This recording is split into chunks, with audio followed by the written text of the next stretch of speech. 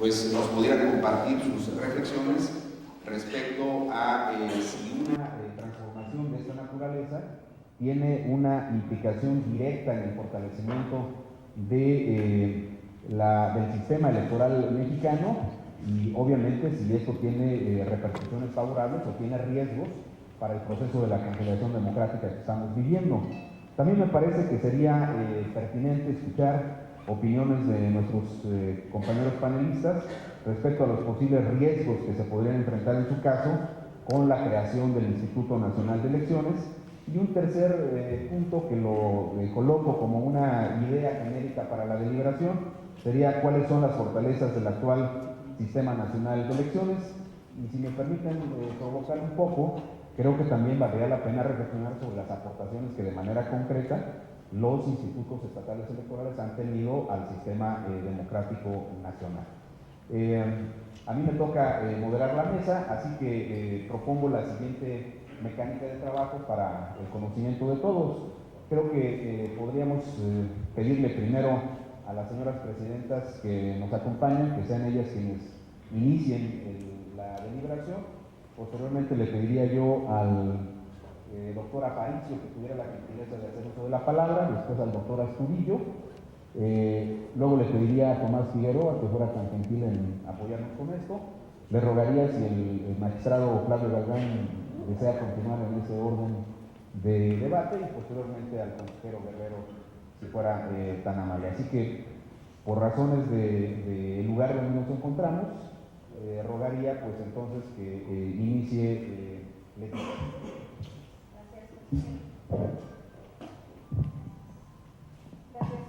Más un último detalle.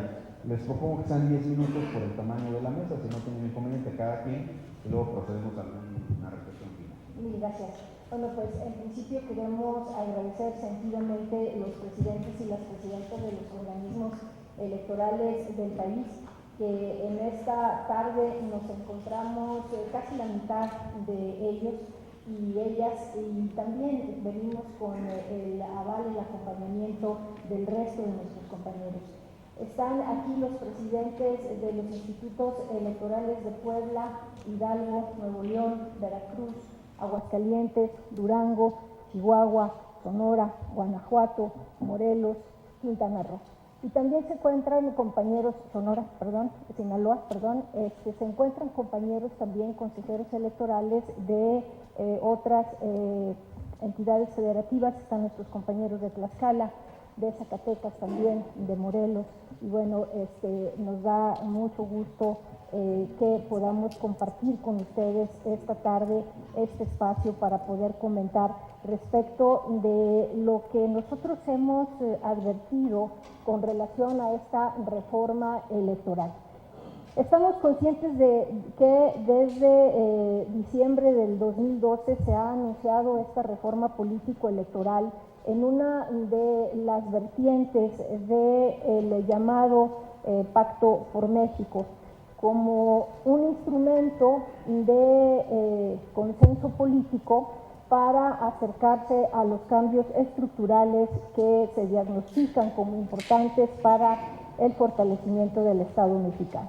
Y si bien es cierto que desde el Pacto por México se ha señalado como una de las intenciones en el compromiso número 90, la creación de una autoridad electoral de carácter nacional y una legislación única que se encargue tanto de las elecciones federales como de las estatales y municipales. A partir de ahí, pues, nace esta intención concentradora de las elecciones en nuestro país. Y lo que nosotros como presidentes y presidentas de los órganos electorales queremos señalar de manera muy puntual es que habría que hacer un análisis definitivo, un análisis importante de los detalles respecto de la creación de este Instituto Nacional de Elecciones. En principio nos parece fundamental reflexionar sobre las dos causas que se han señalado en las iniciativas que conocemos y que se han presentado hasta el momento. Las dos causas o líneas argumentativas para la integración de este Instituto Nacional de Elecciones que centralizaría los procesos electorales en el país y además se encargaría de todas las elecciones son el presunto ahorro considerable de recursos públicos bajo el juicio de que la operación de los organismos electorales es muy costoso en comparación con el órgano electoral federal. Y en segundo lugar, se ha señalado también la posibilidad de que los gobernadores de los estados tengan una influencia directa sobre las decisiones de los órganos electorales de las entidades federativas. En ese sentido, queremos ser claros al fijar una postura en la que señalamos en principio que la cuestión del ahorro es un tema en el que no existe un diagnóstico puntual, en el que se señale exactamente en qué aspectos se realizaría o se tendría este ahorro y cuáles serían las condiciones de organización administrativa de los procesos electorales para lograr esos ahorros. Lo que nosotros estimamos que resulta conveniente señalar es que los institutos electorales de los estados organizamos 3.424 elecciones para la determinación, la elección de 3.424 cargos. Y en ese sentido creemos que no se ha desarrollado un diagnóstico puntual respecto de si el Instituto Nacional de Elecciones realmente tendrá un ahorro considerable, ya que tendrá que organizar exactamente el mismo número de elecciones. Por otra parte, no se ha hablado con respecto al tema de los recursos que cada una de las entidades federativas entrega a los partidos políticos nacionales y a los partidos políticos estatales en calidad de prerrogativas para tanto el trabajo cotidiano, su gasto ordinario, como para la obtención del voto, el gasto que se realiza en cada una de las elecciones. Y nos parece por lo pronto pues que el hecho de que ahora se pueda advertir una necesidad de acelerar esta reforma sin un diagnóstico concreto respecto de este tema resulta por lo menos un contrasentido en términos de que hay algunos puntos que advertimos que no se han tocado de manera puntual. Por otra parte, nos interesa mucho en esta mesa comentar sobre la presunta duplicidad de funciones. Y aquí hay un tema en el que creo que vale la pena hacer una reflexión respecto de lo que sí hacemos los órganos electorales en las entidades federativas. Nosotros tenemos una serie de programas de difusión de los valores democráticos y cada una de los 32 órganos electorales tiene una riqueza y particularidades en relación a estos programas. La atención que nosotros damos a los niños, las niñas, los jóvenes, en esta parte de conformar ciudadanía, de construir ciudadanía desde las escuelas, capacitando maestros, asistiendo a talleres, organizando elecciones escolares, organizando concursos, etcétera. Es una tarea que si la dejamos de hacer, habrá que determinar quién la va a realizar y cuál va a ser la estructura de estos programas y en todo caso, si entonces estaremos hablando del diseño de programas nacionales que no atiendan las particularidades regionales, lo cual nos parece que también es un tema que no se ha atendido de manera puntual. Por otra parte, en relación, y este sería el último de los argumentos que se han señalado para esta iniciativa, con respecto a la supuesta intromisión de los ejecutivos locales en las elecciones y la afectación a la imparcialidad de los órganos electorales locales. Lo que nosotros hemos advertido en principio es que existen datos suficientes para destruir este argumento. Señalar que en el país el 97% de los ayuntamientos ha vivido ya un cambio de partido en el gobierno. Son pocos los municipios que no han vivido este cambio de un partido a otro, pero además hay que señalar que en un buen porcentaje no solo ha habido un cambio de un partido a otro, sino que ya han gobernado 2 o más partidos, lo cual evidencia que no es pues un argumento sostenible, por lo menos en el sentido de que las decisiones de los órganos electorales puedan impactar en que no haya alternancia en el poder. 23 estados del país ya han vivido una transición democrática en términos de que han gobernado 2 partidos políticos por lo menos. Y esto también nos parece importante. Y el otro dato fundamental es que en este momento solo en 10 estados existe una mayoría en los congresos locales. En ese sentido, pues, nos parece que hasta aquí el primer diagnóstico nos habla de que el órgano administrativo electoral no ha sido un obstáculo para que exista esta transición en el poder y que el partido que ahora gana puede perder mañana. Y también damos un par de datos más.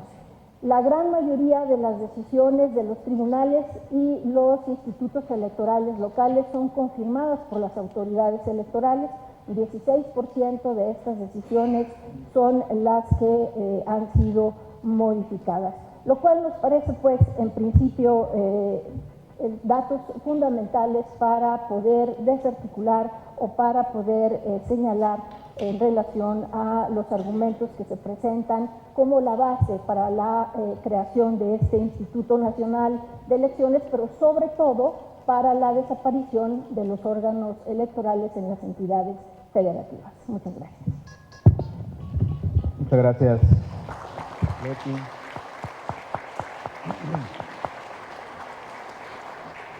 Quiero también darle al presidente y consejeros del Estado de Hidalgo, así como a los compañeros de Morelos, de Michoacán y del Tribunal Electoral de Chiapas. Tiene ahora la palabra la presidenta del Instituto Electoral del Distrito Federal, la maestra Diana Talavera.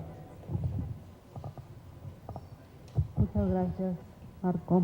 ¿Qué tal? Muy buenas tardes a todos. Gracias por acompañarnos en esta pequeña charla que estamos teniendo.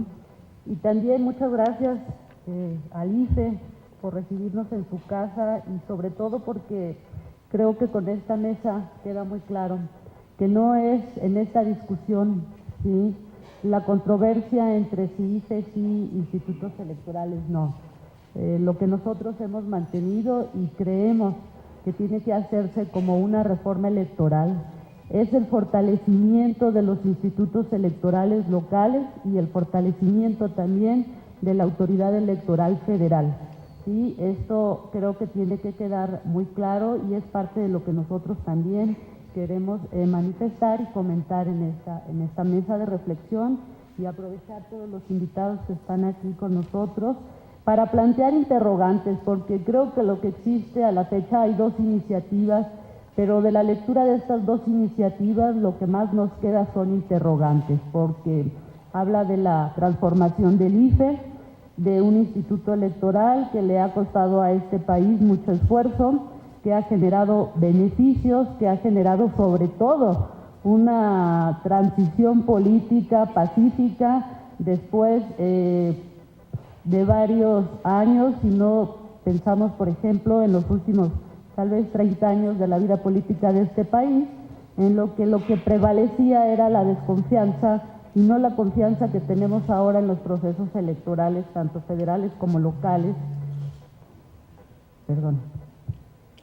Y en ese sentido, parte de las propuestas que se están haciendo, pues nos generan estas dudas de cómo sería esta transformación tanto de la autoridad electoral federal y en el caso de los institutos electorales locales. Bueno, creo que ahí la propuesta es más que contundente.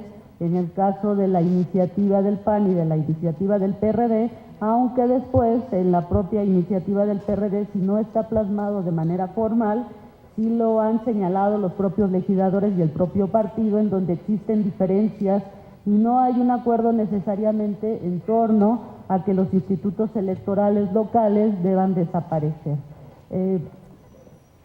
Creo que mi compañera del Instituto Electoral de Zacatecas, Leti, ha sido muy clara en el sentido de que las dos razones que dieron origen a esta propuesta y que nosotros nos hemos encargado también junto con los especialistas en la materia, ¿sí?, en señalar que no son realmente propuestas que se puedan propuestas o argumentos que se puedan sostener, porque uno hace la revisión de los datos como lo ha hecho aquí ahora en este momento Leti, y uno puede darse cuenta que los dos principales argumentos que existen, como es el de los costos y como es el de la falta de autonomía de las autoridades electorales locales, caen por su propio peso, ¿no? Entonces, en ese sentido también creo que la discusión que se ha dado desde los meses de abril, ¿sí? Porque ha sido un proceso que primero estaba de una propuesta muy general y finalmente en estos últimos meses es donde se ha ido concretando y aclarando cuál es la idea de estos partidos. Con este correr del tiempo, estos argumentos y con las aclaraciones que se han hecho, con las discusiones que se han hecho, ya sea en foros académicos, a través de los propios institutos electorales, estos dos argumentos se han ido aclarando. Entonces, yo dejaría en esta parte de los dos argumentos y de los datos mi intervención. Lo que yo quisiera señalar ahora es más qué va a significar, ¿sí?, que hubiera una transformación del IFE. ¿Qué significa eso? ¿De qué manera se instrumenta? ¿De qué estamos hablando? ¿Y qué significaría también esta creación de un Instituto Nacional de Elecciones para la organización de más de 4,000 procesos electorales, en donde se habla también de realizarlos en un mismo año?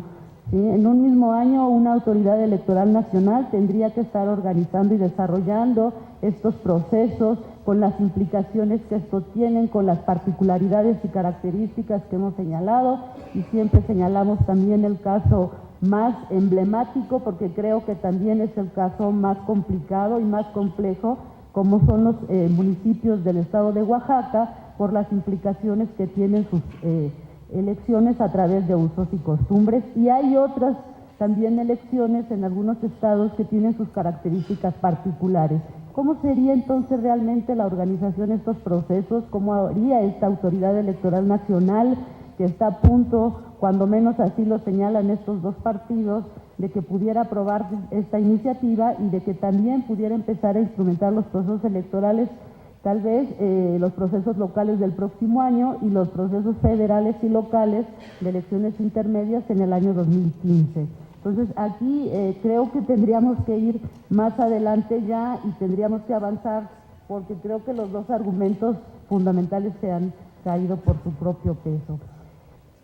Y aquí también yo quisiera señalar que, como se ha comentado en numerosas ocasiones, hay un diagnóstico que se hace sobre el contexto político, pero sobre el contexto político electoral, considerando los últimos dos procesos electorales a nivel federal, a nivel local, que implican cambios de gobernatura, que implican cambios de presidente de la República.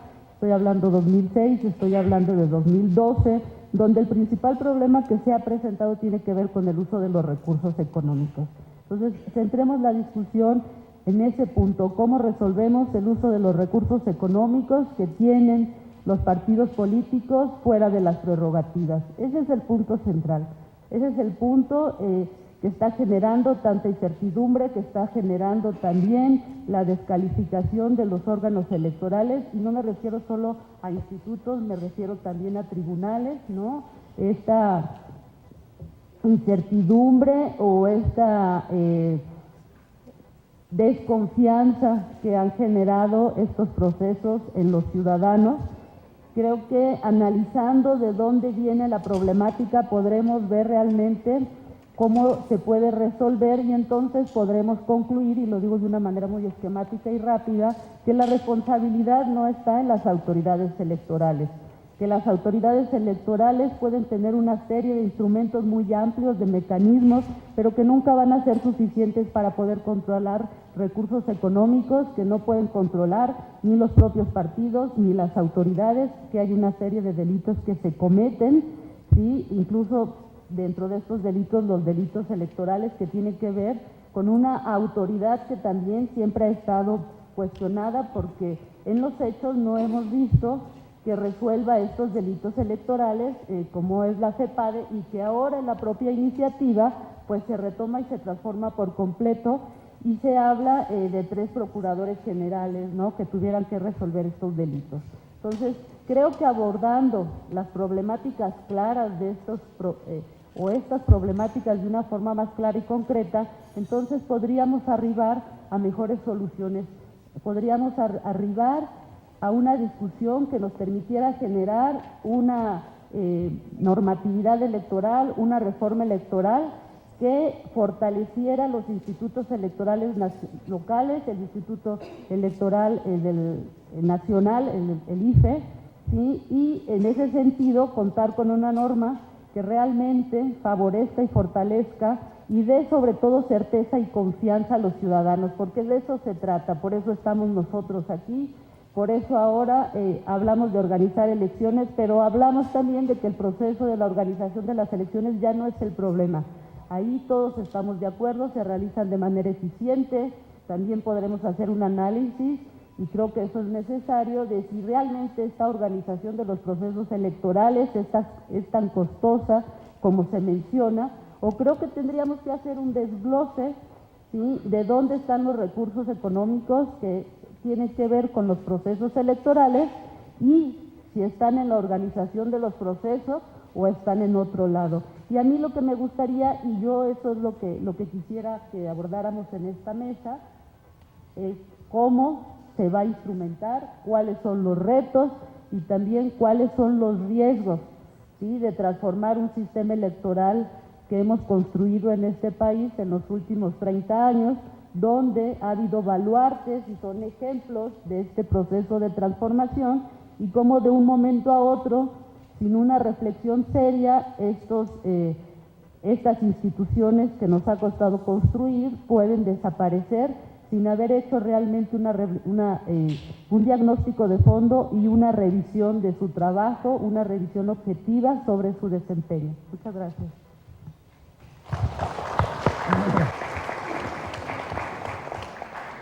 Gracias a Diana Talavera. Le voy a pedir ahora al presidente del Instituto Electoral de Jalisco, Tomás Figueroa, que tenga la amabilidad de hacer uso de la palabra.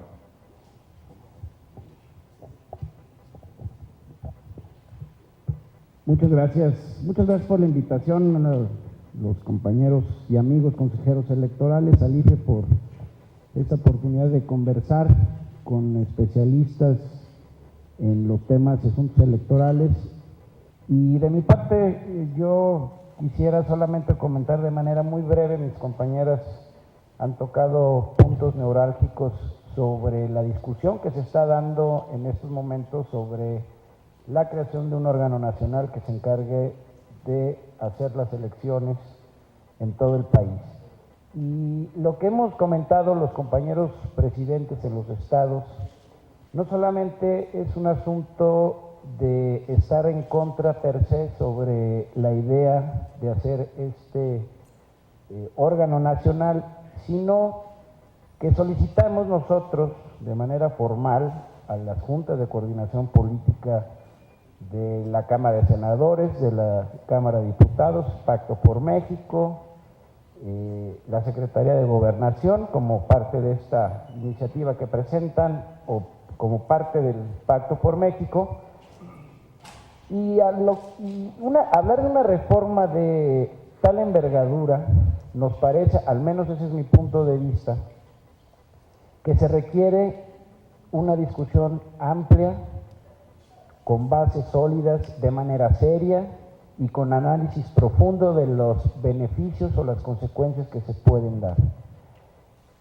Y lo que vemos son efectivamente dos iniciativas que los argumentos principales es hay que disminuir costos y hay que quitarle a los gobernadores la intervención en los órganos locales. Ese es el asunto central y me parece que para esos dos temas se pueden reformar algunos artículos solamente, ¿no? Digo, decimos que el niño cuando está mal, pues hay que tirar el agua sucia, pero pues sin tirar el niño, ¿no? Porque no sé si alguien de los que está en esta mesa dude que hoy en México, que tanto esfuerzo nos ha costado construir las elecciones en nuestro país, pues si bien no le favorecen a algunos actores, pero hay distintas etapas procesales donde se pueden, incluso ante un abuso de una autoridad local sobre algún tipo de elección,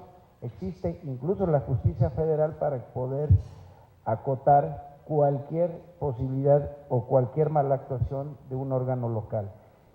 Y me parece que esta discusión está ausente, no se ha dado, hay una iniciativa, parece que lo quieren hacer de manera rápida, como dicen fast track, ponerse de acuerdo los partidos políticos y transitar a otro esquema o a otra manera de organizar elecciones y que no tiene ninguna,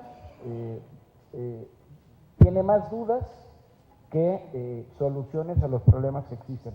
Hay que ser autocríticos, los institutos electorales, no tenemos armonizadas nuestras legislaciones locales, eso hay que decirlo. Hay estados como el mío que las designaciones de consejeros son por 3 años, a nivel federal es por 3 años, por 9, hay reelección de consejeros, en otros casos, en otros estados no.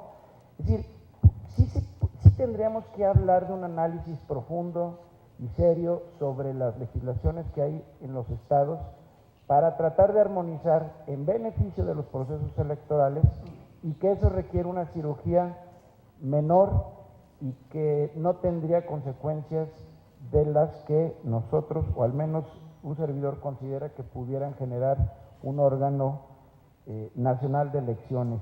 La discusión se tiene que hacer con especialistas, con la opinión de todos los actores, la opinión de los partidos políticos, por supuesto, que son los principales afectados en una reforma de este tamaño, y establecer los mecanismos y los candados para evitar que se den estos supuestos. Y en esa parte creo que no se ha dado, y hablar al hacer un análisis profundo de las legislaturas locales, de las legislaciones locales en materia de elecciones, nos podría ayudar a fortalecer a los órganos electorales, porque lo único que hacemos nosotros es lo que establece la legislación. Nosotros no podemos ni debemos hacer más allá de lo que ordena la propia legislación electoral. Y como le dije un día a un diputado, oiga, señor diputado, lo que me quiera decir en esta mesa, mejor póngamelo en la ley y sería más sencillo para nosotros organizar las elecciones. Si a ustedes les parece que los tiempos de campaña, que son largos o cortos, o el financiamiento es mucho o poco, pues eso lo tienen que poner en la legislación. Y me parece que esos son temas en los que no se está discutiendo y se quiere hacer un órgano nacional del cual me parece que tendría más complicaciones. Yo dejaría ahí mi intervención para pasar y escuchar a los especialistas que conocen sobre los temas electorales, decirles que lo único que solicitamos de manera formal es que se dé una discusión, que se escuchen distintas opiniones, que se mejore lo que hay que mejorar, y en esa parte es la que estamos pendientes y en espera de que seamos escuchados por los legisladores. Muchas gracias. Muchas gracias a Tomás Figueroa, presidente del órgano electoral de Jalisco, y ahora le solicitaría de la manera más atenta al doctor Javier Aparicio si tuviera la gentileza de hacer uso de la palabra. Bueno, muy buenas tardes. Antes que nada, gracias por la invitación. Siempre es bueno no desaprovechar la oportunidad para hablar mal de una mala idea. Y creo que la ocasión que nos ocupa es justamente esa. Creo que es el tercer o cuarto foro en el que acudo. Les voy a decir más o menos lo mismo que he dicho en estos 3 o 4 foros. No sé qué va a pasar, no sé qué ocurrencias se les van a tener los legisladores pronto, pero me gustaría tener una playera que dijera, yo pienso que el INE es una mala idea desde la primera vez que la pronunciaron, desde que estaba en el pacto. Pero bueno, vamos a entrar en el fondo. Yo quiero híjole, aprovechando que no trabajo ni en el IFE ni en un instituto estatal electoral, sino que soy académico, entonces creo que puedo darles mi opinión sobre esta idea, porque pienso que es una mala idea. Primero, ¿por qué el INE es una mala idea? Tengo una lista como de 7 puntos, pero vamos a ver hasta cuántos llego. La primera es que hay un diagnóstico correcto, pero un remedio equivocado, ¿no? La primera es, ¿tenemos un problema con las elecciones locales en México? A lo mejor sí, creo que sí. Dicen que en algunos lugares sí. O no me sorprendería que en algunos lugares sí. ¿Por qué? Las elecciones locales son demarcaciones más pequeñas, ¿no? El municipio promedio tiene unos cuantos miles de habitantes. Y es más fácil que haciendo trapacerías grandes o chiquitas puedas distorsionar el resultado electoral de una demarcación pequeña, de un diputado local, de un municipio, que distorsionar el resultado de una elección presidencial o de un senador o de un gobernador. Entonces, hay una cosa simplemente aritmética en el asunto, por lo cual las elecciones locales o elecciones de demarcaciones pequeñas pues van a ser más susceptibles a los usos y costumbres de alcaldes y gobernadores, vamos a ponerlo de algún modo. Por ahí hay un asunto. Ahora, pues quizá vamos a suponer, concedamos que hay un problema en las elecciones locales. Supongamos sin conceder que las elecciones federales son más transparentes, más legítimas, más limpias, más no sé qué, que las elecciones locales. La evidencia sobre esto no es tan clara porque tenemos alternancia, tenemos congresos divididos, la alternancia federal llegó después de la alternancia local. Los partidos que hoy lloran y quieren el INE son los que alguna vez ganaban y tumbaban a partidos hegemónicos y ahora como que ya todo les da miedo y ahora resulta que las reglas que ellos dejaron cuando estuvieron en el gobierno, pues resulta que están mal. Pero bueno, supongamos que hay un problema en las elecciones locales. ¿Cuál es el remedio que se propone? El remedio que se propone es, pues de todos los árbitros que tienes una burocracia federal y una local, pues encárgaselo al de arriba, ¿no? Porque dicen que le va muy bien, dicen las encuestas que el IFE tiene mejor imagen que los locales, que lo haga el de arriba. Yo creo que ese es el remedio equivocado, porque sin traerles evidencia dura aquí, yo diría que el principal problema de las elecciones locales, es más, el principal problema de las elecciones en México es que no sabemos cuánto dinero se gasta en ellas. Y la razón por la que no sabemos cuánto dinero se gasta en las elecciones es porque nuestras autoridades, nuestros gobernadores, alcaldes, presidentes y demás, tienen las manos muy sueltas, por decirlo científicamente. Entonces, si el problema de las elecciones locales es un asunto de desvío de recursos, ¿no? Desvío de fondos de las tesorerías municipales y de los gobiernos estatales hacia las campañas, bueno, resulta que ese asunto no le compete ni al Instituto Estatal Electoral ni al Instituto Federal Electoral. Ejemplito, escándalo en Veracruz, que el uso no sé qué, con el programa Oportunidades, hay unas grabaciones peligrosas. Que alguien haga algo. Bueno, ninguna autoridad electoral de este país puede hacer algo con el asunto de Sede Sol porque pues, no es gasto de campaña, ¿verdad? Según los libros. Entonces, ahí tenemos un problema. Entonces, si el problema de fondo es el asunto del dinero, no veo cómo encargarle la instalación de casillas a un árbitro federal, nacional o a un árbitro local puede hacer la diferencia. Otra forma de verlo, pensemos en la captura. No, es que dice la exposición de motivos de estas iniciativas. Lo que pasa es que los institutos locales están capturados por gobernadores así como perversos, ¿no? Y bueno, para que eso ocurra, digo, igual, no sé, a ver, sería cosa de analizar eso. Yo creo que para capturar un instituto local, primero tienes que capturar tu congreso local. Y la verdad, si el gobernador puede controlar a un instituto electoral pasando por su congreso local, entonces tenemos problemas mucho más graves. Pues es lo mismo que va a pasar con la cuenta pública de los estados, ¿no? ¿Ante quién le rinden cuentas los gobernadores? A su congreso local, pero si el congreso local es un pelele, pues vamos a tener un problema. Y yo creo que, por ejemplo, yo creo que hay más evidencia de la debilidad de los congresos locales frente a gobernadores que de la debilidad de los institutos estatales electorales comparados con con la calidad de las elecciones federales. Yo creo que tenemos más evidencia de lo otro.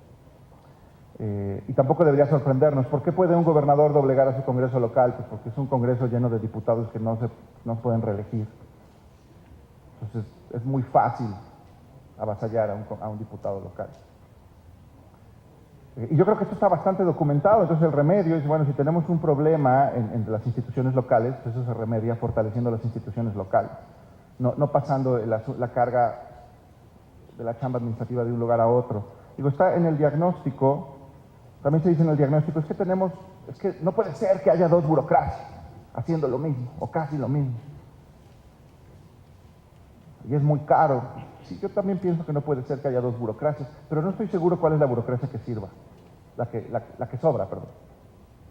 Porque yo cuando pienso en los procesos electorales, digo, a ver, hay cosas muy locales, como contar los votos de tu vecino, recoger la basura de tu vecino, cobrar el predial de tu vecino, ¿no? Mandar policías al vecindario donde vives. Y esas cosas son eminentemente organizadas por autoridades locales. A nadie se le ocurriría el Instituto Nacional de la Recolección de Basura o el Instituto Nacional del Cobro del Agua. Dicen, no, es que es un asunto de logística. Sí, por eso es un asunto de logística muy local. Tienes que saber si hay casa o no hay casa con agua y luz para poner la casilla. Entonces, el asunto del IFE...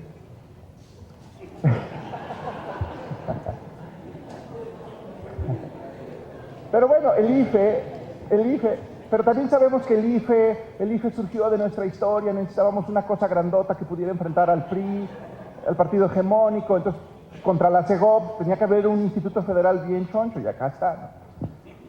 Bueno, pero ¿y lo que sigue qué? O sea, el que se haya respondido a una coyuntura histórica con eso no quiere decir que el remedio sea que la autoridad nacional sea la que resuelva esto, porque también avienta otra hipótesis. A mí se me hace que una de las razones por las cuales el IFE funciona bien y el IFE tiene tantas medallas en la organización de elecciones federales es porque el IFE en sí mismo tiene una estructura descentralizada. Por fortuna, aunque los diputados no se les dé la gana nombrar consejeros durante más de un año, el IFE funciona porque tiene un servicio electoral, porque tiene juntas distritales, juntas locales. Entonces no importa si los legisladores están peleándose sobre quién se sienta en la herradura de allá atrás, no importa porque el IFE funciona y hace su chamba. Y por fortuna las casillas se cuentan y se recuentan en los distritos, ¿no? Y por ciudadanos. Entonces yo les dejo esa idea de una parte de la fortaleza del IFE tiene que ver con su estructura descentralizada, juntas distritales. Entonces a lo mejor de repente llega un partido y controla la mayoría absoluta del Congreso y pone a todos los consejeros aquí en Tlalpan. Bueno, a lo mejor eso pasa, pero por fortuna eso no va a implicar, eso no va a comprometer a las juntas distritales del IFE, quiero pensar, ¿no? Y si eso puede pasar, entonces tenemos problemas más serios. En fin, no sé cuántos minutos me quedan, como 3. Entonces, bueno, este es el diagnóstico general. Digo, a lo mejor hay un problema electoral en las elecciones locales. El remedio no tiene que ver con quién organiza la elección, sino con la falta de contrapesos locales. Y el punto débil, el eslabón débil de esto se llama Congreso local, y eso se arregla con reelección legislativa. Que por cierto, la reelección es una digna batalla que se puede dar a cambio de la reforma energética y la petrolera. Pero intercambiar la reforma energética y fiscal por el INE es tan mala idea como en su momento la reforma electoral de 2007 fue intercambiada por el IETU. O sea, ya el IETU ya va de salida, ya ahí tenemos el COFIPE del 2007. A vivir con eso. En fin, entonces yo digo, si el problema es local, pues dame un remedio local, ¿no? Porque tenemos otros ejemplos de remedios centralizadores que no funcionan. Ahí está el asunto de la recaudación de impuestos y la descentralización del gasto. Los estados gastan su ramo 33, pero no se les da la gana cobrar impuestos, porque no, eso es federal. Ahí está la recaudación de impuestos federal. Y ahí están tus gobiernos locales incapaces de cobrar impuestos. Por poner un ejemplo. Entre otros. Ahora, vamos ya al fondo, esto es como yo digo, está mal diagnosticado el asunto, pero vamos, problemas, ya en serio, vamos a entrar al detalle. Yo les digo, punto 1, ¿de veras son mucho más confiables las casillas que instala el IFE que las casillas que instalan los institutos locales? Son los mismos ciudadanos, es el mismo padrón, no sé, se piratean ahí los capacitadores y eso, pero es como la misma historia. Entonces digo, si tú no me das evidencia dura de que las casillas locales están comprometidas y las casillas federales no, entonces ahí no está el problema. Y el asunto de, no, pues ahora que las casillas las instale el INE, bueno, pues órale. Era el mismo padrón y son los mismos ciudadanos. Entonces, si las casillas son más o menos igual de confiables, entonces el problema no está en los institutos estatales, creo. Pasemos a otros problemas de fondo. Las impugnaciones. ¿Qué onda con las impugnaciones? Ya se dijo. Ya sabemos que al final todo llega al Tribunal Federal. Bueno, ¿cuánta evidencia? ¿Qué tan frecuente ocurre que el Tribunal Federal revierte las decisiones de los tribunales locales? ¿Ocurre a cada rato? Porque si no ocurre, entonces este no es un asunto de legalidad. O sea, las elecciones están haciéndose conforme a derecho, pero pasa algo muy grave que tiene preocupados a los que firmaron el pacto y que no nos hemos dado cuenta. Vaya, ni el Tribunal Federal se ha dado cuenta de toda la simulación que tienen ahí en los locales. O sea, a lo mejor tampoco está ahí el problema. Y yo digo, pues sí, ahí no está el problema, porque el Tribunal Electoral local y el Tribunal Federal no son la auditoría superior de los estados. Y ahí hay un problema importante. Entonces, la evidencia de las impugnaciones tampoco me lleva a un INE. Ahora pensemos otro problema, la fiscalización. ¿Quién fiscaliza mejor? ¿Los locales o los federales? Voy a dejar un silencio incómodo ahí. Porque de nuevo, en un mundo donde tus autoridades pueden gastar sin rendir cuentas, que creo que ese es el mundo en el que vivimos en México, está bien difícil fiscalizar, ¿no? Ya lo hemos dicho por acá, ya en otras mesas hemos hablado de los problemas de la fiscalización. La fiscalización es uno de los talones de Aquiles de la Organización de Elecciones Federales, y creo que lo sabemos. Y pues posiblemente también es un talón de Aquiles de la cuestión local. Bueno, pero de nuevo, eso pasa por la auditoría estatal, los controles, los contrapesos locales. En fin, ¿qué onda con los costos? No, es que cerramos unos y que el IFE haga todo, el INE haga todo. Bueno, checa el tabulador del Instituto Federal Electoral. Dicen que es más generoso el tabulador del IFE que el de los locales. Entonces, si cierras unas plazas, no te va a alcanzar para recontratar, o sea, te va a salir más caro. Ahora, hay gente que dice que el IFE, así como está, puede hacerlo todo. Yo lo dudo. Más bien creo que tenemos aquí un riesgo que surge el INE y el INE le dice al Congreso, ¿cómo no? Dame 30,000 millones de pesos y yo te organizo todo, ¿no? Y al final el Congreso, no, te voy a dar 15, igual que la vez pasada. Y entonces quedamos con un árbitro que tiene 10 veces más trabajo, pero los mismos recursos presupuestales y de capital humano. Y entonces acabamos con peores elecciones federales y peores elecciones locales. En fin, tengo un argumento ahí poético sobre el federalismo, pero lo voy a dejar fuera. Gracias.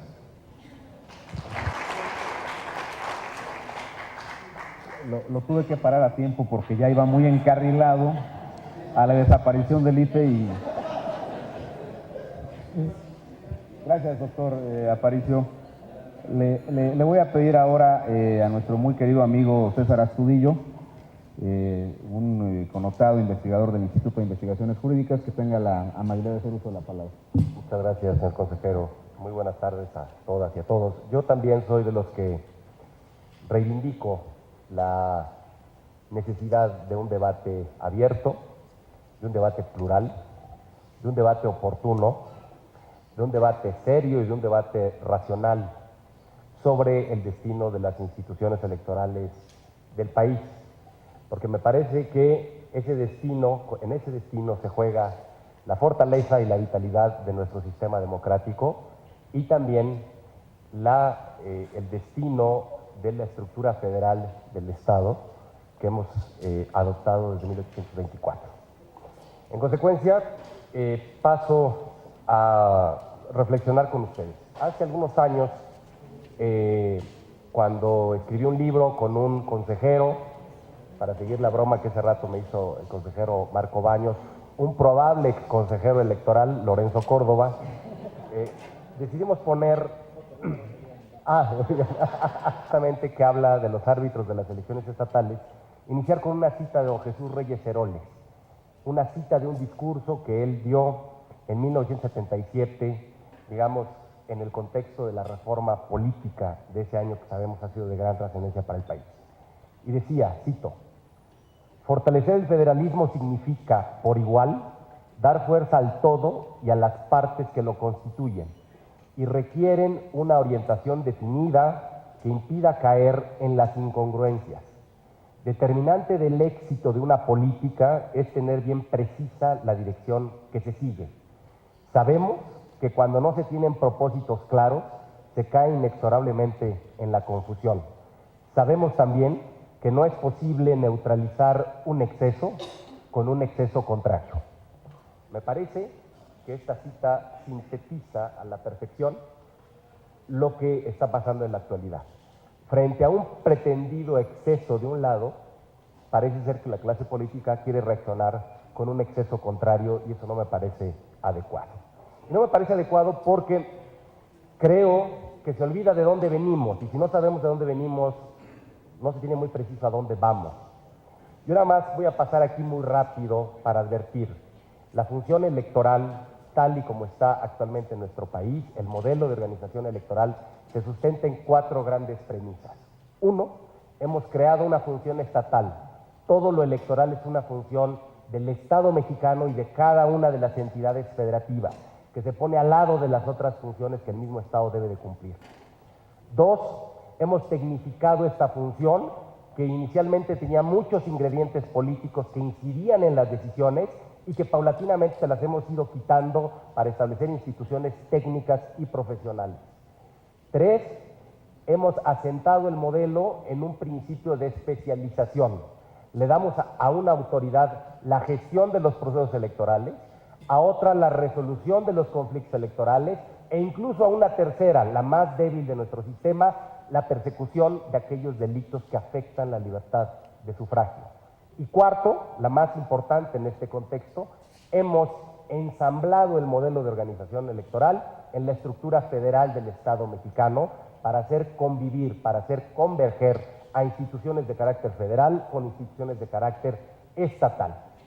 Justamente esta 4ª premisa, que ojo, tuvo un salto muy importante en 1996 con las bases constitucionales del 116, pero permítanme recordar que viene de la ley electoral de 1946, que establece la federalización de los procesos electorales, porque antes, como sabemos, todos los procesos se organizaban desde el ámbito de lo local.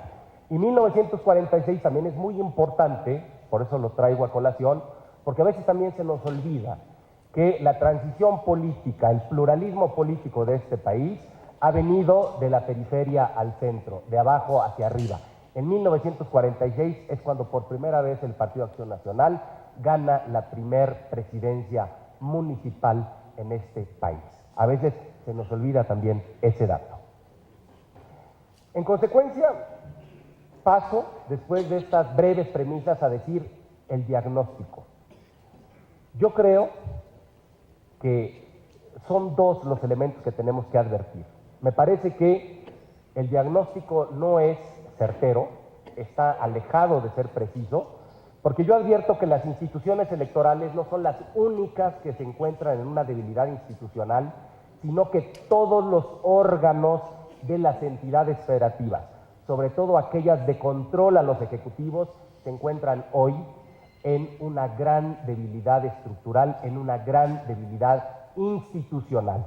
Hay que decirlo, uno de los grandes pendientes de la transición política de este país pasa por la transición política de los estados, porque si bien es cierto hemos tenido alternancia política desde 1989, cuando el PAN también gana su primera gubernatura, hay que decirlo, los gobernantes de la oposición no han sido capaces de desmontar el entramado autoritario y sustituirlo por un sistema de controles democráticos. En consecuencia, los congresos de los estados se encuentran en franca debilidad, los poderes judiciales se encuentran en franca debilidad y las instituciones autónomas también se encuentran en franca debilidad. De tal suerte que si la debilidad es estructural, ¿por qué únicamente poner el acento en las instituciones electorales? Porque si hay que reaccionar a un exceso, con un exceso contrario, pues deberíamos decir que entonces todas las instituciones de control en los estados no sirven para nada y deberían irse a su casa. Me parece entonces que el diagnóstico es errado. En segundo lugar, las injerencias. ¿En dónde está, yo creo, el problema? En que, sin darnos cuenta, y esto lamentablemente no ha sido objeto de una discusión seria, hemos mutado por este reformismo electoral, hemos mutado de instituciones electorales sin habernos dado cuenta. Y hemos mutado 4 cosas esenciales de las instituciones electorales: su naturaleza, sus objetivos, sus fines y sus exigencias. Y repito, el reformismo electoral no nos ha permitido advertir esto, y es lo que hoy tiene en crisis a los institutos electorales de los estados y también a los tribunales. ¿Por qué? Naturaleza. Los institutos son órganos de gestión electoral, y con sucesivas reformas les hemos dado también instrumentos para que controlen la regularidad jurídica de las elecciones, imponiendo sanciones ante las infracciones que se van cometiendo en el proceso. Es decir, paulatinamente les hemos ido invistiendo la toga de jueces y de sancionadores. Segundo, objetivos: de organizar las elecciones y de realizar el recuento confiable de los votos. Les hemos dado la gran atribución de que ellos sean los que generen las condiciones ambientales para que se den las elecciones en la democracia, como si en esto no tuvieran implicaciones otras instituciones del Estado. En tercer lugar, los fines.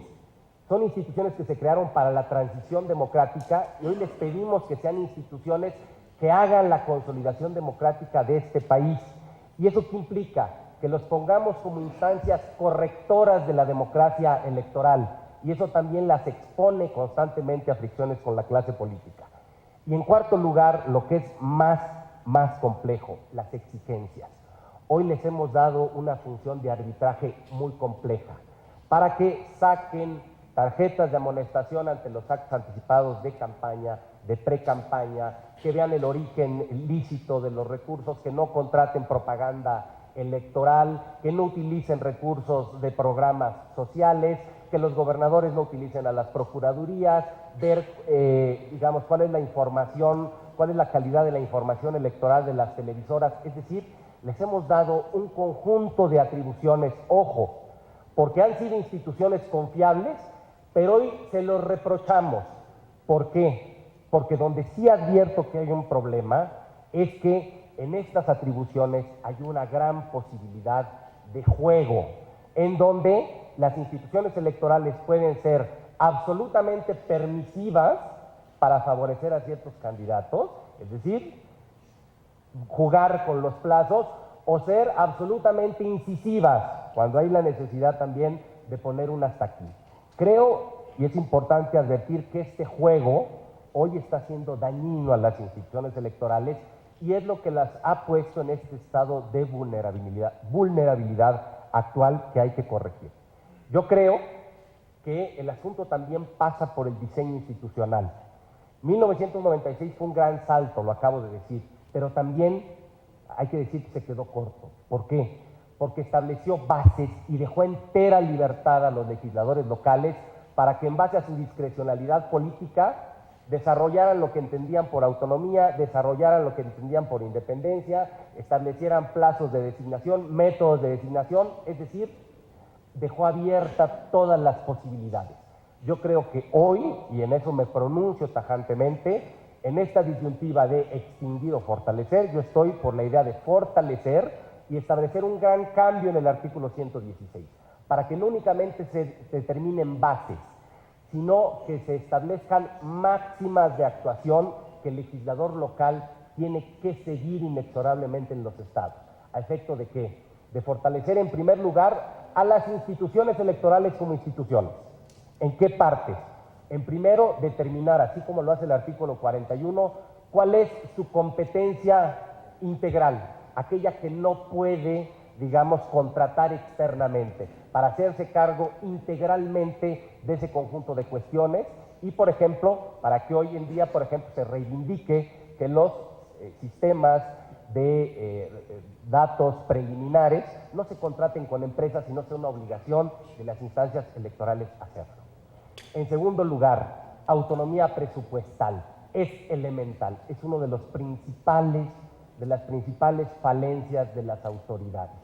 ¿Cómo se puede hacer? Uno, con una fórmula parecida con la que se determina el presupuesto de los partidos políticos, u otra, metiendo una garantía directa en la Constitución, diciendo que el presupuesto lo deben entregar directamente al Congreso del Estado, que va a un apartado especial del presupuesto del Estado con la garantía de tener recursos apropiados, adecuados y oportunos.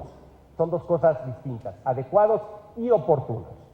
En tercer lugar, autonomía reglamentaria. ¿Cuántas veces la falta de reglamentación de alguna figura, algún procedimiento, no mete en un shock a las instituciones electorales porque el legislador no legisla? Hay que darle la confianza a las instituciones para que cuando eso suceda tengan capacidad de reglamentar esos vacíos dejados por la ley. Y en cuarto lugar, muy importante, transparencia, rendición de cuentas y evaluación de resultados. Es decir, abrir las puertas de los institutos al escrutinio público, que se rindan cuentas ante los poderes públicos y ante la sociedad, y también que se establezcan mecanismos adecuados para ver el cumplimiento de los objetivos y de las metas que año con año se trazan las instituciones electorales. En segundo lugar, esto es lo institucional. En segundo lugar, lo personal. Y ahí lo más importante son las garantías que deben tener los consejeros electorales. Y hay que hacer un cambio de fondo para que desde la Constitución se establezcan al menos 8 cosas. 1, un perfil especializado. Hoy sí podemos exigir conocimientos especializados y experiencia. Me parece 2 elementos fundamentales. 2, un renovado método de designación. Incluso también eso no estaría mal proponerlo a nivel de IFE, porque me parece que el sistema ya se quedó caduco. Hay muchos sistemas, hay muchas alternativas, hay posibilidad de que participen otras instancias, hay que ver qué fórmula es la mejor. ¿Para qué? Para evitar de que esto no se convierta en un ejercicio de lotificación de los partidos políticos. En tercer lugar, mayoría calificada. En cuarto lugar, duración. Yo me pronuncio porque sea de 9 años. En quinto lugar, la prórroga. En 20, 21 días vamos a ver la importancia de la prórroga de los consejeros en este Instituto Federal Electoral. En sexto lugar, las incompatibilidades. En séptimo, la garantía económica. Y en octavo, la inamovilidad, para que los consejeros no tengan miedo de que cuando voten en un determinado sentido puedan ser sacados de su encargo. Y finalmente, y con eso concluyo, es necesario también desde el 116 garantizar que todos los institutos implementen un servicio profesional electoral de los directores ejecutivos hacia abajo. Esas serían las propuestas en concreto que yo haría en esta dualidad de extinguir, fortalecer, para fortalecer a los institutos electorales de los estados. Muchas gracias.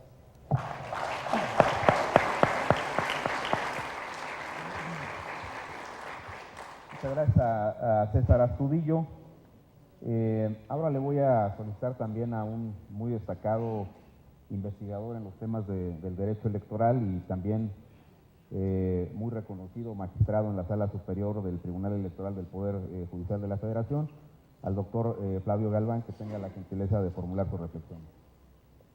Gracias, mi querido Marco Antonio. Perdón la falta de protocolo. Son mis amigos, así lo reconozco y así lo confieso. El tema, reforma política, creo que por vez primera me lleva a una expresión diferente, reforma del Estado. Dice también mi amigo consejero Lorenzo Córdoba que no es un tema de federalismo.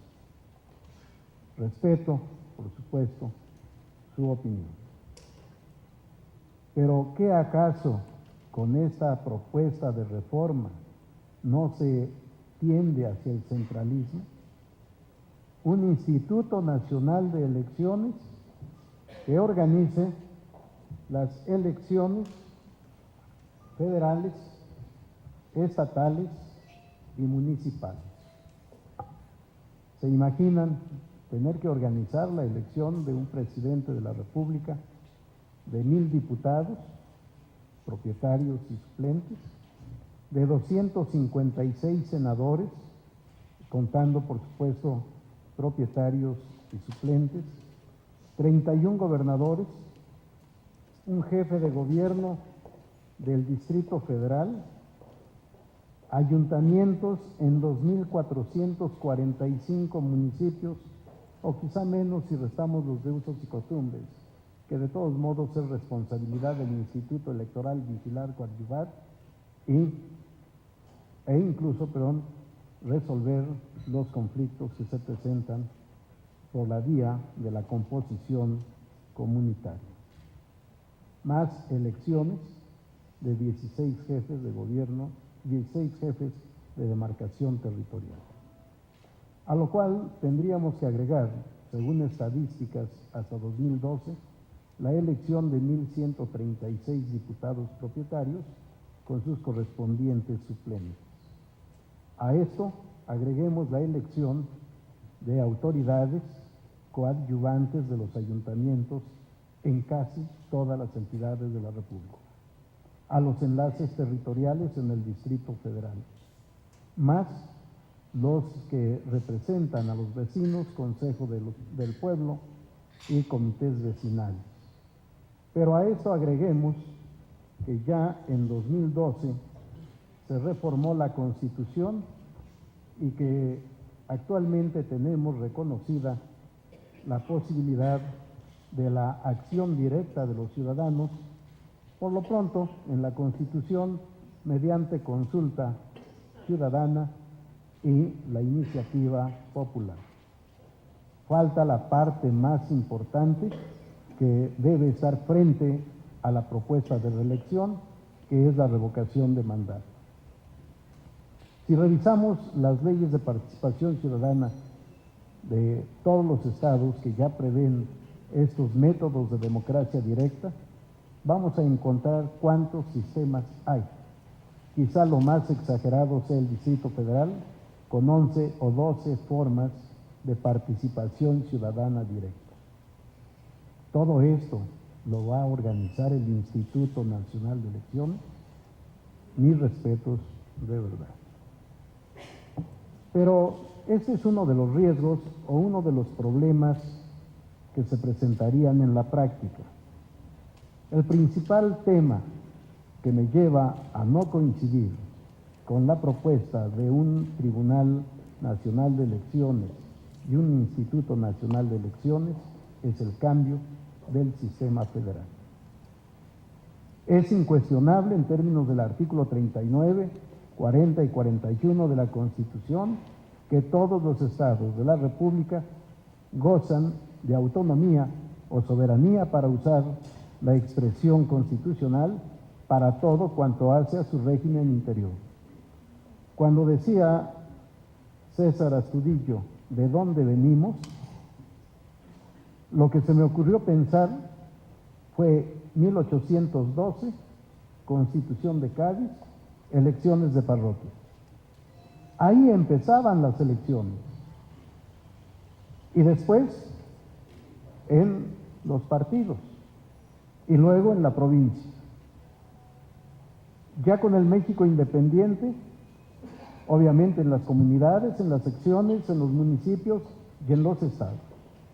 Hasta que en 1946 tenemos el sistema dual de órganos federales y órganos estatales, con su correspondiente organización, con órganos distritales locales y órganos municipales. Vamos a cambiar este sistema por un sistema centralista electoral. Tenemos derecho a ello. Cambiemos el sistema y si efectivamente los problemas vienen de los estados de la República y solo en el centro se pueden resolver, pues hagamos un estado centralista. ¿De qué se acusa a los consejeros? Perdón el uso de la voz. Acusar.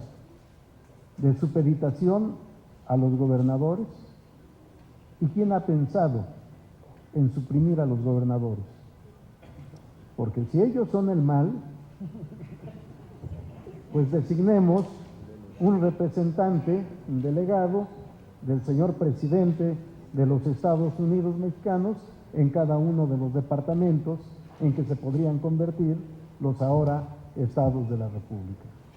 Y entonces ya no tendríamos problemas. Pero además, todos los gobernadores, Si fuera cierto, no lo afirmo, simplemente asumo la argumentación de las propuestas de reformas. Todos los gobernadores incurrirán en el mismo problema. 20 fueron postulados por el PRI, 6 por el Partido Acción Nacional, 4 por el Partido de la Revolución Democrática, 1 por el Partido Verde Ecologista de México y 1 por Movimiento Ciudadano. Todos incurren en la misma conducta. Quizá el problema entonces no está en los institutos electorales, tal vez tampoco está en los gobernadores, sino en los partidos políticos. ¿Vamos a prescindir de los partidos políticos? Bueno, ya empezamos. Ya hay la posibilidad de la candidatura independiente, que mucha falta hacía y hace en el país. ¿Cuál es la razón de ser de la candidatura independiente? La desconfianza del ciudadano en los partidos políticos, la falta de credibilidad de los partidos políticos para los ciudadanos. Si el mal está en los partidos políticos, ¿vamos a suprimir a los partidos políticos? Y entonces suprimimos elecciones. Aquí a la entrada, al pie de la estatua de Benito Juárez, se dice, entre otras palabras, el futuro de los pueblos es la democracia. ¿Se habrá equivocado? ¿Se habrán equivocado todos los que postulan a la democracia como el menos malo de los sistemas de gobierno? ¿De dónde han surgido los gobernadores? Ejemplifico, en Aguascalientes de una coalición entre PRI, Partido Verde y Nueva Alianza. En Baja California, son datos de 2012, perdón, en Baja California del PAN, Nueva Alianza y del Partido Encuentro Social. En Baja California Sur del Partido Acción Nacional y Partido de Renovación Subcaliforniana. Y así vamos a encontrar una gran cantidad en el Distrito Federal, Partido de la Revolución Democrática, Partido del Trabajo y Movimiento Ciudadano. Igual en el estado de Guerrero. Y vamos a encontrar toda esta pluralidad que nos habla del sistema democrático mexicano. Si somos un sistema democrático, a pesar de los institutos, porque que yo me acuerde, en todos los años que lleva el Tribunal Electoral del Poder Judicial de la Federación, de 1996 a la fecha, solo se ha declarado la nulidad de la elección de gobernador en 2 estados de la República, Guerrero y Colima. Y en todos los demás casos, y en la elección de diputados, y en la elección de ayuntamientos, ¿qué es lo que ha pasado? Si los institutos electorales no fueran confiables, todo se revocaría y habría nulidad de todas las elecciones. Sería el caos. Que solo desde el centro se puede lograr la confiabilidad en los institutos electorales. ¿Cuántos meses han pasado desde la renuncia del señor consejero, don Sergio García Ramírez? Más de 8 meses y no se ha designado al sustituto. La Sala Superior del Tribunal Electoral dictó sentencia el 29 de mayo. Han transcurrido más de 4 meses y la sentencia no se ha cumplido. ¿En dónde está la confiabilidad para esa designación? Antes de que designaran a los señores consejeros Lorenzo Córdoba, Sergio García Ramírez y María Marván, transcurrieron poco más de 15 meses de un procedimiento que no concluyó. Se pusieron de acuerdo de momento y designaron, para fortuna del sistema, a los 3 consejeros que he mencionado. Del sistema electoral mexicano, me refiero. Personas de, para mí, todo respeto, credibilidad e integridad. Pero ¿qué pasó con todos aquellos que participaron en el procedimiento de selección? ¿Por qué se atenta contra la dignidad de profesionales que creen en el sistema democrático, que participan y se quedan en el camino. ¿En dónde está la fuerza que pretendemos aducir para recurrir a los órganos federales y prescindir de los órganos locales? Yo no encuentro congruencia. Pero además, si se llevara a cabo esta centralización, nacionalización o federalización, o como le quieran denominar, de los órganos electorales, administrativo y jurisdiccional, en el administrativo, hoy en la mañana, en el posgrado, lo comentaba, me queda una gran inquietud.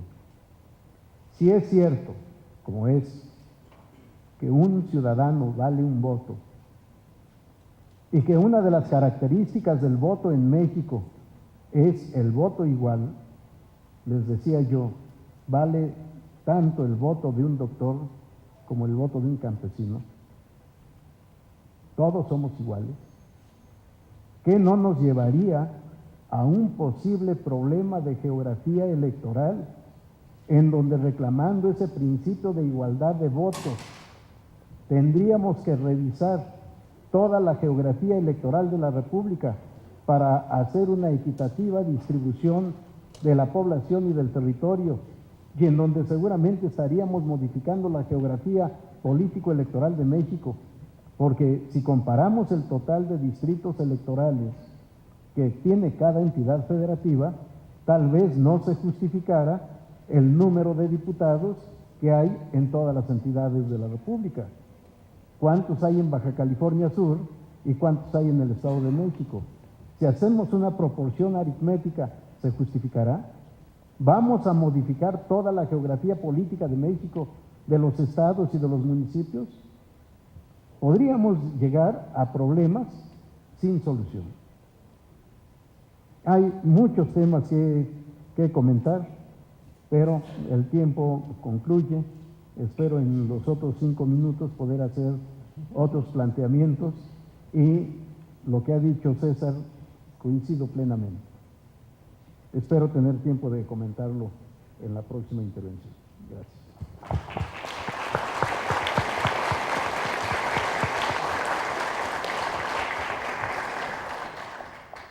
Muchas gracias al doctor Flavio, también por supuesto muy querido amigo. Y ahora le voy a pedir al consejero Francisco Guerrero, colega aquí en el Consejo General, que tenga a bien formular también su reflexión. Muchas gracias al consejero Marco Antonio Baños. Primero quiero agradecer la presencia de amigos, compañeros, colegas de los institutos locales electorales.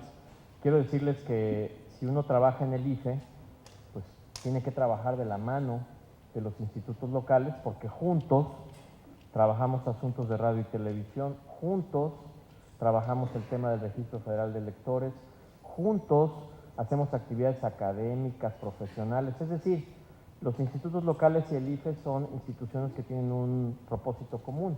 Este propósito es fortalecer el desarrollo de la democracia en México.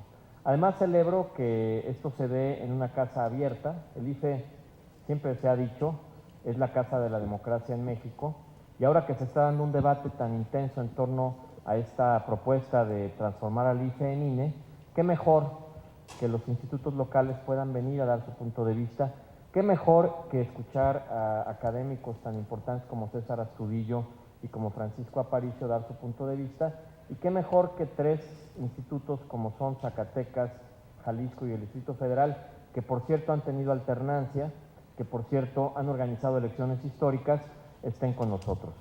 Yo voy a tratar de ser muy breve en mi participación a efecto de poder cumplir con los 10 minutos que me corresponden, y quisiera dividir mi intervención en 5 temas que para mí son centrales. El primero, ¿en qué contexto político se está dando esta discusión? Si nos alejamos del contexto político, quizá tendremos mucha dificultad para entender en qué circunstancias se está dando esta discusión. Si fuera solo una discusión académica o fuera solo una discusión de argumentos, pues yo creo que ya argumentos como los de Flavio Galván o de César Astudillo o de mi tocayo Francisco Aparicio serían suficientes para no avanzar en la discusión. Sin embargo, las discusiones en la política no siempre están de la mano de la razón, están también de la mano del contexto y del equilibrio de fuerzas. En ese sentido, yo quiero decirlo con todas sus palabras, porque además lo he escrito así en mi columna de Excelsior, hay que decir que la reforma electoral ha sido categorizada, ha sido calificada como un requisito sine qua non para la reforma energética y la reforma electoral. Sé que suena muy feo, suena horrible, diría yo. Sin embargo, así ha sido puesto sobre la mesa. Hoy, en la comparecencia del secretario de Gobernación, varios legisladores pusieron sobre la mesa que no se avanzará en materia de reforma energética y de reforma fiscal en tanto no se resuelva, y quiero poner una fecha, antes del 20 de octubre, lo relativo a la reforma electoral. No quiero profundizar, porque no es mi intención hacer un análisis sobre si esto está bien o está mal, pero lo que sí es un hecho es que es un requisito sine qua non a efecto de avanzar en otras reformas.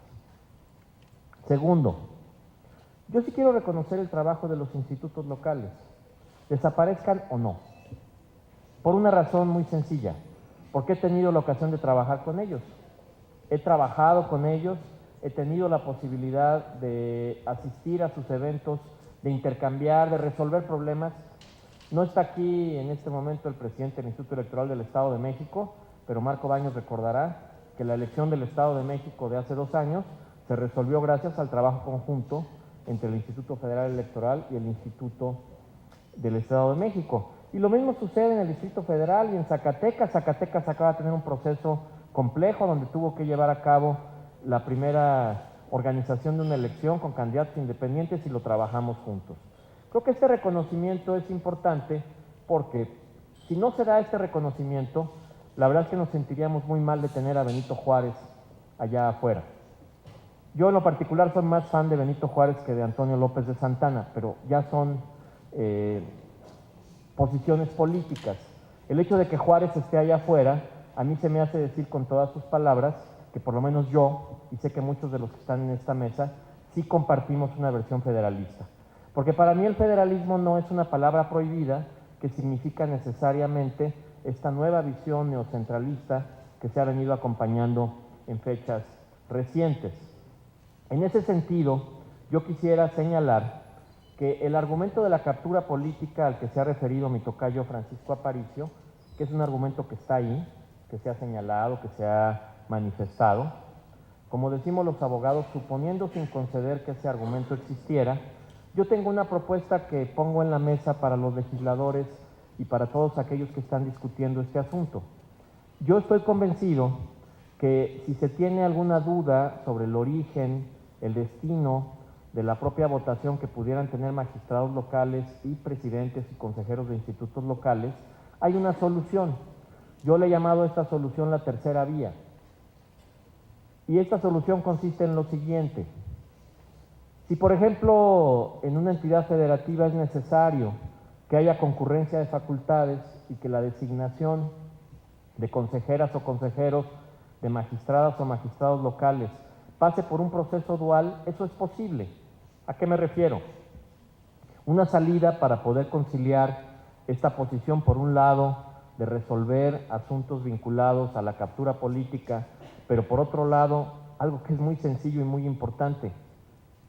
¿Ustedes creen que es sano eliminar de las entidades federativas y del Distrito Federal la capacidad que da las constituciones locales para organizar elecciones? Si esto avanza, significará que las entidades federativas ceden a la federación su capacidad para organizar elecciones. Yo tengo una propuesta alterna.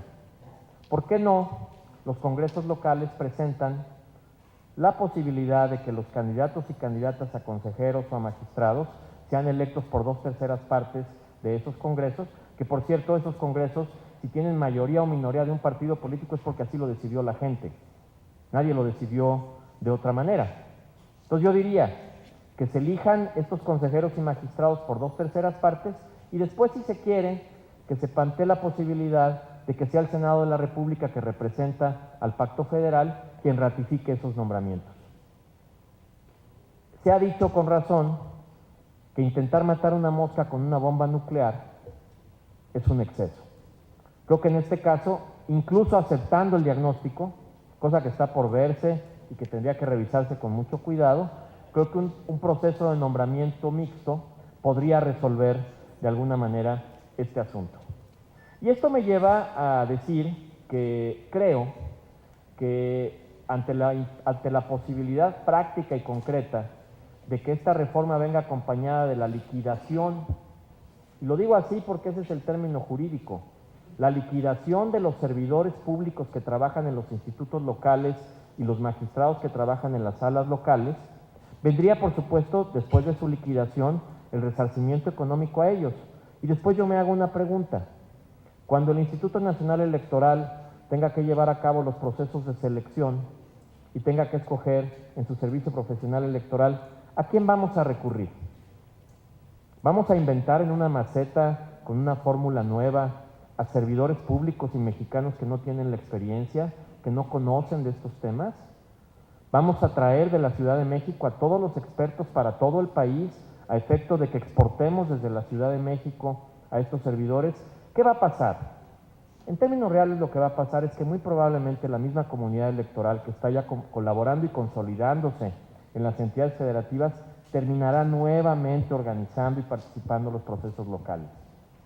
Recientemente he platicado con servidores públicos de varias entidades federativas y realmente para las nuevas generaciones de servidores públicos electorales esta idea de liquidar la visión estatal de los órganos locales no es otra cosa más que una bofetada. Y es una bofetada a su trabajo, a su trayectoria y a la imparcialidad que los servicios electorales en los estados tienen. Evidentemente, hay la idea, y me parece una idea adecuada, de que tenemos que construir un servicio estatal electoral en todas las entidades. Por supuesto, el IFE lo tiene a nivel federal y esto se puede llevar a cabo con reforma o sin reforma. Lo que sí es un hecho es que no podremos inventar de la noche a la mañana estos expertos electorales porque ya existen, porque han dedicado su vida a ello y porque muchos de ellos además han sido propuestos por todas las fuerzas políticas. Esto me lleva a los últimos dos puntos que quisiera referir y lo hago sobre todo porque mi preocupación, además del futuro del Instituto Federal Electoral y del INE, tiene que ver con los elementos inmediatos que tendremos que tomar en ese salón que está acá enfrente, donde sesionamos con cierta frecuencia, sesionamos el día de ayer, sesionaremos en las próximas semanas, es el siguiente. En tanto discutimos todo este asunto, el 30 de octubre terminamos nuestro periodo constitucional 4 consejeros, entre ellos el consejero presidente, también terminará su labor el consejero Alfredo Figueroa, mi amiga Macarita Elizondo y un servidor. Si esta demora en la resolución de la convocatoria, primero, para el consejero que hace falta o consejera que sustituirá a don Sergio García Ramírez, persiste, y si además se acompaña por la negativa de la Cámara de Diputados para designar a los nuevos consejeros o consejeras que vendrán, tendremos en esa sala a 4 consejeros que están vigentes que tendrán que tomar decisiones que deberían tomar 9. Esa es una realidad que está clara, vigente. Estamos a 20 días de que termine el periodo de los que hemos concluido, que concluiremos este periodo, y yo aún no veo señales de voluntad política y lo que veo desde cualquier perspectiva es que se sigue postergando la decisión apostando a un acuerdo político posterior. Y un segundo asunto que me parece que es importante. Se ha venido hablando, y esto me parece muy lamentable, de hacer a un lado el escalonamiento y de olvidar los méritos y la trayectoria de aquellos consejeros que concluyen con su periodo. Creo que sería muy lamentable que el consejero Lorenzo Córdoba, la consejera María Marván, el consejero Marco Antonio Baños y el consejero Benito Nasif no concluyeran su periodo constitucional. ¿Qué garantías podrán tener los próximos consejeros electorales si a quienes están en funciones no se les respeta el término constitucional al que están llamados? Creo que los legisladores tienen enfrente de sí un reto muy importante, lo digo de frente, lo digo con claridad. Yo esperaría que en los próximos días la convocatoria que está pendiente pudiera ponerse sobre la mesa, que en los próximos días pudiera ratificarse que el proceso de escalonamiento se respetará, porque además sería lamentable que si se crea un nuevo Instituto Nacional Electoral, viniera acompañado además de improvisación y de inexperiencia. Quienes conocen el funcionamiento del Instituto Federal Electoral y quienes deben permanecer en su cargo, porque así lo estableció el constituyente permanente, son los 4 consejeros, los 3 consejeros y la consejera que siguen vigentes en sus derechos políticos al haber sido electos por el Pleno de la Cámara de Diputados. Todo esto me lleva a una reflexión más amable y que trataré de poner sobre la mesa en mi último punto. Yo soy de los que piensan que en este país las decisiones no son tomadas de manera arbitraria, sino que el consenso de las fuerzas políticas puede ayudar a que se escuchen los puntos de vista y que escuchar estos puntos de vista puede facilitar un proceso importante a efecto de que las decisiones que se toman no sean decisiones que eventualmente lastimen a las instituciones. Estamos todavía a tiempo de escuchar todos los puntos de vista. Estamos todavía a tiempo de valorar los argumentos correspondientes. Estamos todavía a tiempo de algo que señaló la consejera presidenta del Instituto Electoral de Zacatecas, mi amiga Leticia Soto, que no ha quedado claro en la opinión pública. ¿Cuánto cuesta liquidar a los institutos locales? ¿Cuánto cuesta volver a armar una estructura? ¿Y quién va a pagar esto con recursos fiscales? Estamos en un momento donde se está discutiendo el nuevo programa económico y yo tengo la impresión, porque así sé que sucede en las leyes correspondientes, que siempre que se presenta una iniciativa debe venir acompañada de cuál es el costo correspondiente al respecto, a efecto que de acuerdo a la ley de responsabilidad hacendaria y de presupuesto, sepan los contribuyentes cuánto cuesta este esfuerzo. En este momento, salvo que alguien tenga una cifra en contrario, yo aún no encuentro elementos para ponderar los costos económicos de una circunstancia de este tipo. Al final, creo que todavía es posible tomar una decisión equilibrada que logre ponderar 2 elementos relevantes. Por un lado, si hay elementos de captura, de dependencia política, de falta de autonomía, resolvámoslos. Pero resolvámoslos ya sea con el proceso de selección, con las facultades, con la posibilidad de concurrencias con la federación, pero no lo resolvamos con la destrucción, con la deconstrucción de instituciones electorales que han tomado entre 17, 18, 20 años en construir. Creo que eso es algo importante. Sé que, porque lo he platicado con mis colegas de los institutos locales, que los próximos días se reunirán con el senador Enrique Burgos, que es el presidente de la Comisión de Puntos Constitucionales de la Cámara de Senadores. Sé que harán lo propio con el diputado Alejandro Moreno, presidente de la Comisión de Gobernación de la Cámara de Diputados. Y yo quiero decirles, por mi experiencia en el proceso legislativo, que esto es una buena señal de que los partidos políticos están dispuestos a escuchar los planteamientos. Al final del día, la decisión está en el poder constituyente. Yo soy respetuoso de la democracia representativa con la que contamos, pero también creo que es oportuno que los consejeros electorales locales, que los consejeros nacionales del IFE, demos nuestro punto de vista y que quede un testimonio de lo que nosotros pensamos. Al final del día, la decisión no depende de nosotros, pero creo que es una muy buena señal que en el Instituto Federal Electoral hayamos podido tener una mesa como esta, donde cada quien con libertad, con responsabilidad en sus expresiones, haya podido dar su punto de vista.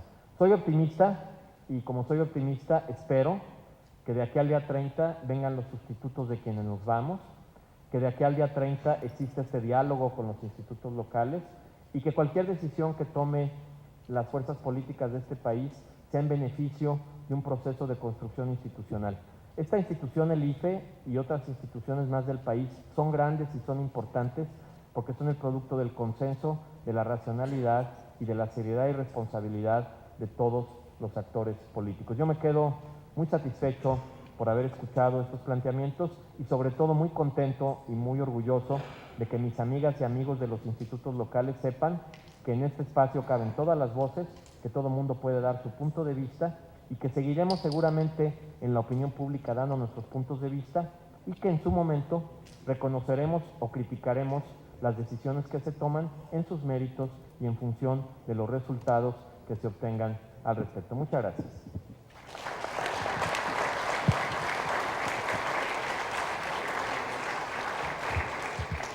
Gracias al consejero Guerrero. Había pensado en la posibilidad de cerrar la mesa en esta intervención, pero de manera particular he consultado al magistrado Flavio Galván si desea redondear una idea que él dejó trunca en la exposición y le rogaría entonces, habiendo él asentido que sí tiene este imperativo, le rogaría si lo podemos hacer en unos minutos. Gracias, consejero. Y gracias a la hospitalidad del Instituto Federal Electoral y en especial al Consejo General y a los señores consejeros que nos acompañan. Una rectificación por un lapsus, pónganle ustedes el calificativo, dije Guerrero, es Tabasco, año 2000 y Colima 2003. Mi idea, por supuesto, es el fortalecimiento del sistema federal electoral. En 2011, en la séptima mesa redonda sobre justicia constitucional en las entidades federativas, que se llevó a cabo el 22 y 23 de septiembre, reitero, 2011, hablé del federalismo electoral mexicano, institutos y tribunales locales y federales. Y mantengo esa posición que no es nueva, no es producto de las propuestas que ahora se dan. En mi idea de fortalecimiento de los institutos electorales, lo que he propuesto, lo que he dicho en la Cámara de Diputados y en la Cámara de Senadores, a donde hemos concurrido, y en otros institutos en donde hemos tenido la suerte de compartir con los consejeros de las entidades federativas, he señalado que es necesario que los congresos de los estados formulen un perfil del consejero electoral, por supuesto también del magistrado electoral, que se establezcan los requisitos en la Constitución. A los consejeros del Consejo General del Instituto Federal Electoral y a los magistrados del Tribunal Electoral Federal se nos equipara a ministros de la Suprema Corte de Justicia de la Nación. Pero también debemos satisfacer más requisitos que los ministros para poder ocupar estos cargos. Conforme al artículo 116 de la Constitución Federal, para ser magistrado de los tribunales locales, se deben cumplir los mismos requisitos que para ser ministro de la Suprema Corte de Justicia de la Nación. Exijamos lo mismo para los consejeros del Consejo General del Instituto Electoral de cada entidad, salvo el caso de la especialidad profesional del licenciado en Derecho por la pluralidad de la materia. A los aspirantes, hagamos además una selección amplia. Ya en varios estados de la República existe la convocatoria abierta, que todo aquel que tenga interés en ser consejero y reúna los requisitos presente su solicitud. Abierto, pero que se someta a examen de conocimientos. Esto nos garantiza que el que llegue a ser consejero o magistrado tendrá conocimientos en la materia. Un procedimiento uniforme de selección en toda la República. Ya se decía, por ejemplo, la calificación, la votación de una mayoría calificada. Puede ser, pero que el procedimiento esté previsto desde la Constitución Federal con las remisiones que haya necesidad. Inamovilidad en el cargo. Es importante que el consejero y el magistrado sepan que van a permanecer en el cargo durante el tiempo por el cual fueron designados, que no se vaya a atentar contra su permanencia en el cargo con una reforma constitucional en la entidad que se pueda aprobar por el Congreso del Estado y en su caso los ayuntamientos, y a partir de esa reforma constitucional deshacerse de los consejeros incómodos o de los magistrados incómodos. Inamovilidad. Plazo de nombramiento. Es atentatorio de la dignidad de todos que sean designados para un periodo electoral, con la posibilidad de ser reelectos para el siguiente periodo que no dura ni un año, ¿quién se arriesga a ser consejero o magistrado para 10 meses? Y después, o en el mejor de los casos, para 3 años. Si los señores ministros de la Corte duran 15 años en el cargo, si los magistrados actuales de la Sala Superior del Tribunal Electoral duran 10 años y los siguientes 9 años, ¿por qué no pensar en el mismo plazo para consejeros y magistrados de las entidades federativas? 9 años, incluso con posibilidad de ratificación en el cargo. Por supuesto, enfrente un sistema serio, real, de responsabilidades, de limitaciones y de incompatibilidades, pero también una asepsia política, desvinculados de los partidos políticos, ni dirigentes, ni candidatos, y menos aún personas que hayan ocupado cargos de elección popular. Pero la prohibición inmediata: no se pueden incorporar ni al Ejecutivo ni al Legislativo del Estado. El que haya escogido como vocación, como ejercicio profesional, la función electoral, que sea una función electoral de carrera, administrativa o jurisdiccional, pero no hoy en lo electoral, mañana como diputado o como presidente municipal o como secretario del correspondiente gabinete de la entidad. Asepsia política, carrera del servicio jurisdiccional, plazo de nombramiento, ratificación y un retiro digno. Existen fideicomisos en el Congreso de la Unión. No lo he investigado en los congresos de los estados. Existe en el Poder Judicial de la Federación. Existen los tribunales superiores de justicia o poderes de los estados, poderes judiciales de los estados. ¿Por qué no también para los consejeros y magistrados electorales? ¿Por qué consejeros y magistrados electorales se han de retirar sin derecho a un haber de retiro? ¿Condenándolos a qué? ¿A la simulación? ¿A la asesoría profesional externa a pesar de las prohibiciones? Quienes ahí están muchos ejemplos. La consejería o la magistratura se dedican al litigio o a la asesoría en materia electoral. ¿Cómo blindar a los consejos y a los institutos electorales y a los tribunales electorales? Con satisfacción personal he escuchado que el presidente de uno de los 3 partidos políticos mayoritarios en el país ha empezado a hablar del poder electoral. Una posición que yo he asumido desde hace algunos años, que presenté por escrito en la revista del Tribunal Electoral del Estado de Sinaloa en 2010, en la revista Evolución número 8, para hablar de poder electoral. Poder electoral constituido por el Instituto Electoral del Estado con autonomía constitucional, con el Tribunal Electoral fuera del Poder Judicial de la entidad o fuera del Tribunal Superior de Justicia en el caso del Distrito Federal, con la Fiscalía Especializada para la Atención de Delitos Electorales federal y local, también fuera de la Procuraduría de Justicia correspondiente, los 3 con autonomía constitucional. Junto con estos 3, los partidos políticos nacionales y locales, y como elemento fundamental, los ciudadanos. Nos va a espantar la tripartición de poderes, porque esto es lo que ha escrito la historia. Finalmente, el poder es uno y se divide solo para su ejercicio. Así como se divide en 3, se puede dividir en 4 o 5, como lo ha hecho Venezuela. Podemos seguir el ejemplo, no porque sea el mejor, pero ha avanzado en ese tema tanto Venezuela como Nicaragua.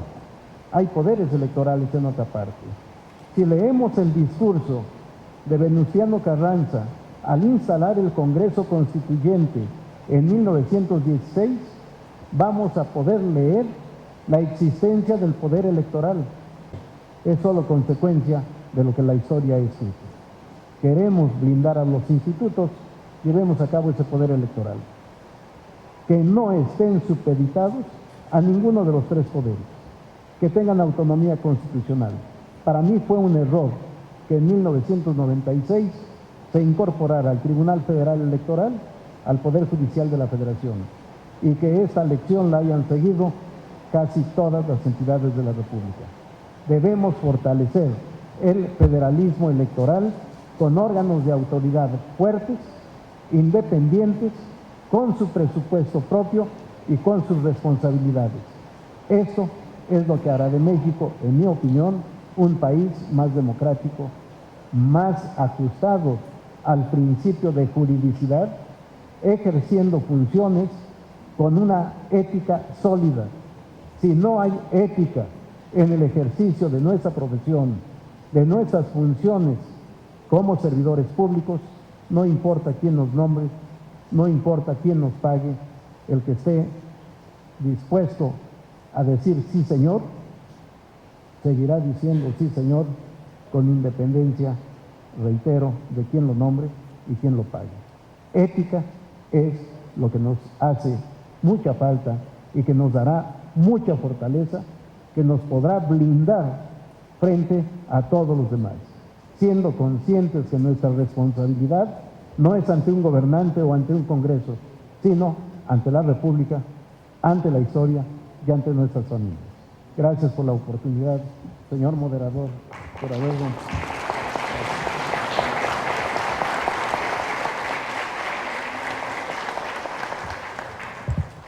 Gracias a Flavio Galván.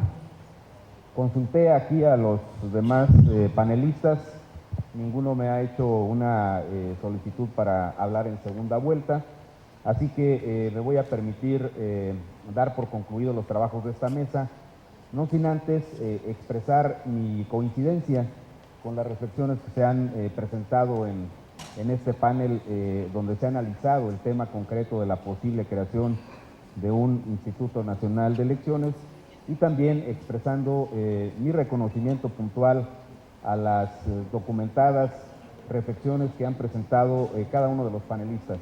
Gracias a Francisco Javier Aparicio, gracias a Francisco Guerrero, a Leticia Soto, a Diana Talavera, a Flavio Galván, a César Astudillo y a Tomás Figueroa, y particularmente a todos los funcionarios de los institutos electorales que están presentes, lo mismo que particularmente el caso de un tribunal, entiendo, del estado de Chiapas, a quienes les expreso mi convencido reconocimiento, porque estoy seguro, conozco muchas de las trayectorias de los compañeros que están en estas instituciones y sé que hay muchos consejeros, presidentes incluso de los institutos locales que han sido designados a veces hasta más de un periodo por una mayoría de un partido político en un congreso local y ratificados después por la mayoría de un congreso local de otro color, de otro partido político.